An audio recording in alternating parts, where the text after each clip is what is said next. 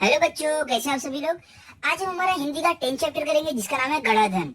ये मैं आपको एक्सप्लेन करूंगा अच्छे से पूरा चैप्टर, इसके लिए आप वीडियो आखिरी तक जरूर देखना। लेकिन इससे पहले अगर आप हमारे चैनल पर नए हो तो चैनल को सब्सक्राइब करो और बेल आइकन को प्रेस करो ताकि आपको हमारे नए नए वीडियोस मिले। तो चलो स्टार्ट करते हैं। देखो यहाँ पे हमारा जो पार्ट है, हमारा जो ये लेसन है, इसका नाम क्या है? गणाधन। इसका मतलब क्या हुआ कि गड़ा हुआ धन मतलब पैसा, मतलब कि पैसा गड़ा हुआ, वो क्यों गड़ा हुआ था, किसने गाड़ा था, उसे हम ये चैप्टर में जानेंगे। ओके, देखो यहाँ पे क्या आपको दिया है, सुंदरपुर गांव में रामदीन नामक किसान रहता था। यहाँ पे क्या आपको क्या बोल रहे हैं कि एक सुंदरपुर गांव था, वहां पे एक रामदीन नाम का एक किसान रहता था। यहाँ पे आप देख सकते हो पिक्चर में, देखो ये जो अंकल है ना, इनका नाम रामदीन, यही वो किसान है। ठीक है, आगे भी आपको देखो क्या है, अभी देखो आगे आपको क्या दिया गया है। उसके 4 बेटे थे। क्या बोल रहे हैं कि जो रामदीन थे ना, ये किसान, इनके 4 बेटे थे। देखो देखो, एक बेटा ये है, दूसरा ये, तीसरा ये, चौथा ये, 4 बेटे थे रामदीन के। आगे क्या है देखो, अभी रामदीन स्वयं तो बहुत परिश्रमी था, पर उसके चारों बेटे बड़े आलसी थे। स्वयं मतलब क्या होता है? खुद। परिश्रमी मतलब क्या होता है? मेहनती। क्या बोले यहाँ पे, जो ये रामदीन, ये अंकल थे ना किसान, ये तो बहुत ज्यादा मेहनती थे, लेकिन जो इनके 4 बेटे थे ना, वो लोग क्या थे? आलसी थे। आलसी मतलब क्या होता है? कामचोर थे, काम नहीं करना चाहते थे। ओके, आगे क्या देखो, अभी आपको हर समय इधर उधर बैठकर गप्पे मारा करते थे। गप्पे मतलब क्या? बात करना। ठीक है, क्या बोल रहे हैं कि जो रामदीन जो किसान थे, इनके जो 4 बेटे थे ना, लोग हर हर टाइम कहीं ना कहीं बैठकर बातें करते थे। ओके, आगे अभी देखो क्या है आपको, रामदीन उनके इस अल्हड़पन से परेशान था। देखो, अल्हड़पन मतलब क्या होता है? अल्हड़पन मतलब मनमौजी, मतलब अपने मन के हिसाब से काम करने वाला। क्या यहाँ पे बोल रहे हैं कि जो रामदीन अंकल थे किसान, ये अपने चारों बेटों के अल्हड़पन मतलब अपने मनमौजी काम, अपने मन के हिसाब से काम करने की वजह से परेशान थे। उसे हमेशा बेटों को भविष्य की चिंता सताया करती थी। भविष्य मतलब क्या बच्चों? मतलब कि आगे आगे का जीवन। ठीक है, चिंता मतलब फिक्र। यहाँ पे क्या बोल रहे हैं कि जो रामदीन थे ना, इनको हमेशा अपने बेटों के आगे के जीवन की चिंता रहती थी, फिक्र रहती थी कि ये लोग अभी तो काम कर नहीं रहे कुछ, ये लोग पूरे टाइम गप्पे मारते हैं, बैठ के बातें करते हैं और आराम करते हैं, तो इनका आगे जाकर क्या होगा, ये चिंता हमेशा रामदीन को रहती थी। ठीक है, अभी देखो आप लोग कैसे हो, आप लोग एकदम मेहनत से पढ़ाई कर रहे हो, एकदम जी जान लगा के, तो आपके मम्मी डैडी तो खुश है कि आपका भविष्य अच्छा होगा। लेकिन ये लोग वैसे नहीं थे, ये लोग खाली मस्ती करते थे, बातें करते थे। चलो आगे देखते हैं क्या है।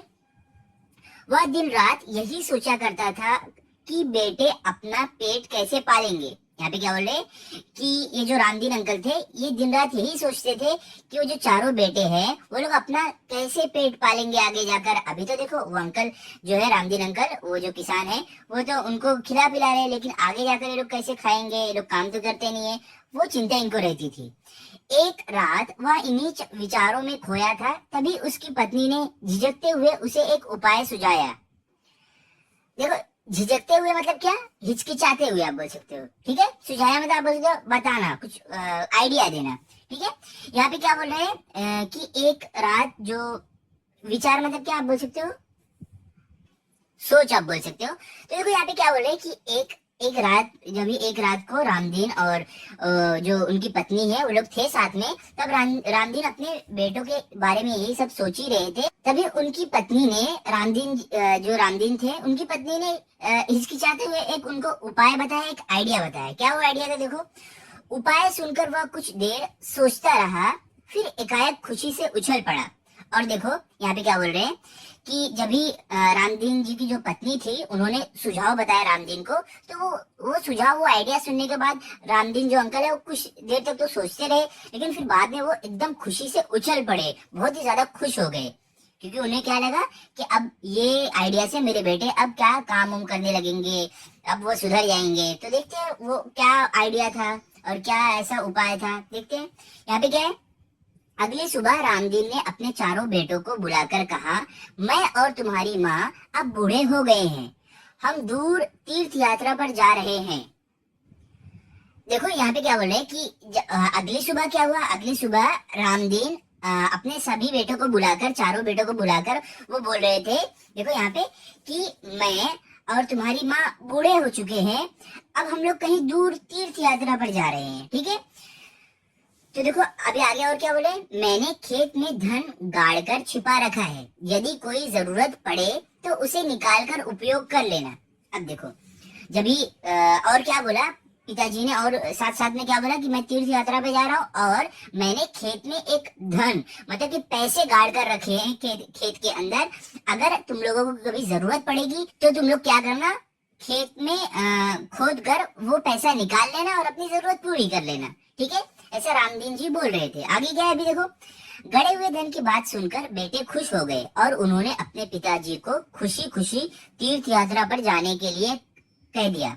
देखो यहाँ पे क्या बोले कि जब उनके चारों बेटों ने ये सुना ना कि खेत में पैसे गड़े हुए हैं, धन गड़ा हुआ है, तो वो लोग बहुत ही ज्यादा खुश हो गए और उन्होंने अपने पिताजी को अब तीर्थ यात्रा पर जाने की अनुमति दे दी, इजाजत दे दी कि आप जा सकते हो। क्योंकि उन्हें क्या लगा कि पिताजी तो हम लोग को खिलाते पिलाते थे, अब तो पहले से हम लोग के खेत में पैसे गड़े हुए हैं, अब पिताजी को जाने दो, हम लोग को पैसों की कमी ही नहीं होगी, ठीक है। तो देखो आगे क्या है अभी, वे मन ही मन खुश हो गए कि अब कुछ दिनों तक पिताजी का बंधन भी उन पर नहीं होगा।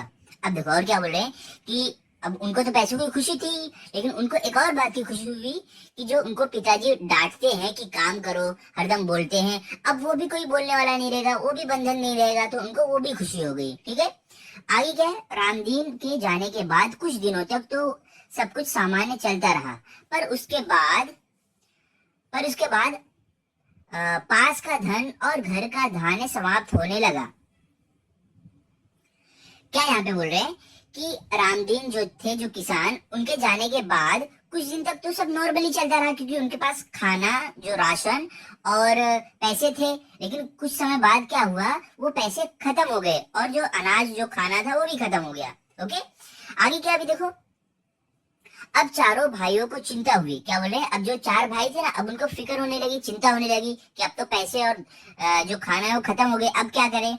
आई है, उन्हें अपने पिताजी की कही बात याद आ गई कि जरूरत पड़ने पर खेत में गड़ा धन निकाल लेना। तभी देखो उन भाइयों को अपने पिताजी की कही भी बात याद आई कि मैं जा रहा हूँ, अगर तुम्हें जरूरत पड़े तो मैंने खेत में पैसे गाड़ कर रखे हैं, तुम खोद कर निकाल लेना। तो वो लोग को ये बात याद आई। उन्होंने रात के समय खेत की खुदाई का काम आरंभ किया। और क्या बोल रहे हैं कि वो जो भाई लोग थे ना, वो चारों मिलके रात के समय अपने खेत में खुदाई शुरू किए पैसे निकालने के लिए। आप यहाँ पे देख सकते हो चारों भाई देखो लगे हुए खेत की खुदाई करने में। देखो एक भाई यहाँ पे खुदाई कर रहा है, एक भाई शायद मिट्टी लेके जा रहा है, दूसरा भाई देखो खड़ा है मिट्टी लेने के लिए, तीसरा भाई भी देखो खड़ा यहाँ पे वो रखा है मिट्टी लेने के लिए, जिसमें मिट्टी डालते हैं। अब देखो आगे क्या आपको, वे 2-3 रातें खेत को खोदते रहे, पर कहीं भी उन्हें गड़ा हुआ धन नहीं मिला। क्या बोल रहे हैं कि जो चारों भाई थे ना, वो 2-3 रातें मतलब 2-3 रात लगातार खुदाई करते रहे, लेकिन उनको ना गड़ा हुआ धन मिला ही नहीं कहीं भी। देखो आगे भी आपको क्या है, रात भर के परिश्रम से वे बहुत थक गए थे। क्या बोल रहे हैं कि वो रात भर इतना काम करने की वजह से वो लोग बहुत ज्यादा थक गए थे चारों भाई। जब सुबह बहुत निराश और हताश होकर वे चारों अपने घर लौट रहे थे, तभी रामदीन के परम मित्र हरिनाथ ने पूछा, तुम सब थके हुए क्यों हो।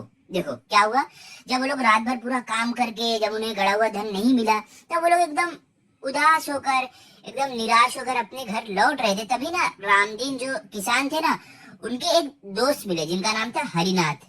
उन्होंने वो चारों बेटों से पूछा कि क्या हुआ, तुम लोग इतने उदास क्यों लग रहे हो। अब आगे क्या है देखो, कारण जानने के बाद हरिनाथ ने उन चारों को सलाह देते हुए कहा, तुम लोगों ने खेत तो खोद लिया है, अब उसमें बीज बो दो। देखो यहाँ पे क्या बोले कि जब हरिनाथ को ये सब बात मालूम पड़ी कि उन्होंने पूरा खेत खोद दिया है लेकिन उन्हें पैसा नहीं मिला, तब उसने क्या कहा कि तुम लोगों ने तो पूरा खेत खोद दिया है, पैसे नहीं मिले, एक काम करो उसमें अब बीज बो दो तुम लोग। चारों भाइयों के उदास चेहरों पर खुशी की लहर दौड़ गई। और क्या बोले कि जो चार भाई थे, अब उनके चेहरे पर एकदम खुशी आ गई थी, वो लोग एकदम खुश हो गए थे ये बात सुनकर कि हाँ, हम उसमें बीज बो देंगे तो हमें अनाज मिलेगा, फसल मिलेगी। ओके, अब आगे देखो क्या है आपको, उन्होंने हरिनाथ के कहे अनुसार ही किया। और क्या बोले कि हरिनाथ जी ने जैसा कहा था उन लोगों को करने के लिए कि बीज बो दो, उसी के हिसाब से उन्होंने काम किया, बीज बो दिया खेत में। खेत में नन्हे नन्हे अंकुर निकल आए। अंकुर क्या होता है? जब पेड़ छोटा, एकदम छोटा रहता है ना, उसको अंकुर बोलते हैं, जो जमीन के अंदर से निकलता है। ठीक है, तो वही बोले कि जब बीज उन्होंने बो दिया तब खेत में छोटे छोटे अंकुर आ गए।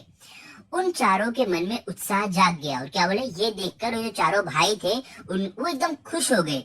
उनको उत्साह आ गई, मतलब खुशी आ गई उनमें कि अभी तो अनाज उग रहा है, अभी हमें खाने के लिए, बेचने के लिए मिल जाएगा अनाज। आगे क्या देखो, अभी आपको वे निराई गुड़ाई करने लगे। निराई गुड़ाई करने मतलब क्या आप बोल सकते हो? जो पौधे छोटे नहीं रहते हैं, जब भी फसल छोटी रहती है तो देखभाल करना, पानी देना, वो सब खाद डालना, उसको बोलते हैं। ठीक है, तो वही बोल रहे हैं कि वो लोग अब अपने फसल की देखभाल करने लगे थे। फसल बहुत अच्छी हुई। और क्या बोले, जो फसल थी, जो अनाज था, वो बहुत अच्छा हुआ। ठीक है, बहुत ही अब वो बहुत ही अच्छी फसल बन गई थी। हरिनाथ काका को धन्यवाद देकर वे फसल को बाजार में बेचने के लिए ले जाने की तैयारी में जुट गए। क्या बोल रहे हैं कि जो हरिनाथ काका ने उन्हें जो सुझाव दिया था, जो आइडिया दिया था कि आप लोग बीज बोकर फसल उगा लो, तो उनका उन्होंने धन्यवाद किया, क्योंकि उनके आइडिया से ही उन्होंने फसल उगाई थी। उनका धन्यवाद करने के बाद वो लोग वो फसल को बाजार में बेचने के लिए लेकर चले गए। ठीक है, लेकर जाने के लिए तैयारी कर रहे थे, लेकर गए नहीं, लेकर जाने की तैयारी करने लगे। उसी समय तीर्थ यात्रा से रामदीन और उसकी पत्नी लौट आए। क्या बोल रहे हैं कि उसी समय क्या हुआ, तीर्थ यात्रा पे जो रामदीन और उनकी जो पत्नी थे, जो गए हुए थे, वो वापिस आ गए। माता पिता को आते हुए ही बेटों ने उनके चरण स्पर्श किए। क्या बोल रहे हैं कि जैसे ही माता पिता आए, उन्हें देखते उनके बेटों ने क्या किया, उनका चरण स्पर्श किया। ठीक है, मतलब उनके पैर छुए। ओके, आगे देखो क्या है भी आपको यहाँ पे। गाड़ी में लदे अनाज के बोरे देखकर रामदीन ने कहा, अब तुम्हें खेत में गड़े धन का राज समझ में आ गया होगा। देखो, अब देखो, जब रामदीन अंकल आए, जो रामदीन किसान थे, आए, उन्होंने जब गाड़ी में ढेर सारे अनाज के बोरे देखे ना, तब उन्होंने बोला कि अब तुम लोग को ये बात तो समझ में आ गई होगी कि खेत में गड़ा हुआ धन कौन सा था। चारों ने सिर हिलाकर स्वीकार किया और कहा, हाँ पिताजी, अब हम यह भी समझ गए हैं कि जीवन में परिश्रम के बिना कुछ भी संभव नहीं है। परिश्रम से ही धन कमाया जा सकता है। तो देखो, जब रामदीन अंकल ने पूछा ना कि आप लोग को समझ में आ गया होगा खेत में गड़ा धन क्या था, तो चारों बेटों ने अपना सिर हिलाकर हाँ बोला कि हाँ, हमें समझ में आ गया है पिताजी। और हमें ये भी समझ में आ गया है कि अगर हम अपनी जिंदगी में, अपने जीवन में मेहनत नहीं करेंगे तो हमें कुछ भी नहीं मिलेगा, हम पैसे भी नहीं कमा सकते हैं। तो बच्चों, आपको समझ में आया क्या जो खेत में गड़ा हुआ धन कौन सा था? मैं आपको बताता हूँ। देखो, जो रामदीन और उनकी पत्नी थी ना, तो उनकी पत्नी ने क्या सुझाव दिया था, क्या आइडिया दिया था कि हम चलते हैं तीर्थ यात्रा पर जाने की हम बात बोलकर अपने बेटों से दूर जाते हैं, और हम ये बोलकर जाएंगे कि हमने खेत में धन गाड़ा हुआ है, पैसे गाड़े हुए। तो वो लोग क्या करेंगे, हम लोग के जाने के बाद खेत पूरा खोद डालेंगे, जबकि असली में तो हम पैसे नहीं गाड़े रहेंगे। तो हमारे बेटे लोग जब खोद कर देखेंगे पैसा है ही नहीं, तो वो क्या करेंगे, फिर जब पूरा खेत खोद दिया जाएगा तो वो लोग वहां पर जाकर बीज बो देंगे। बीज बोने के बाद फसल आएगी, और फसल को जब वो लोग काट कर बेचने हुए लेकर जाएंगे और बेचेंगे, उन्हें पैसे मिलेंगे, तब उन्हें ये मालूम पड़ेगा कि वो बैठे बैठे हर चीज नहीं कमा सकते हैं, उन्हें मेहनत करनी पड़ेगी। ठीक है, तो ये थी स्टोरी हमारी, जिसका नाम है गड़ा धन।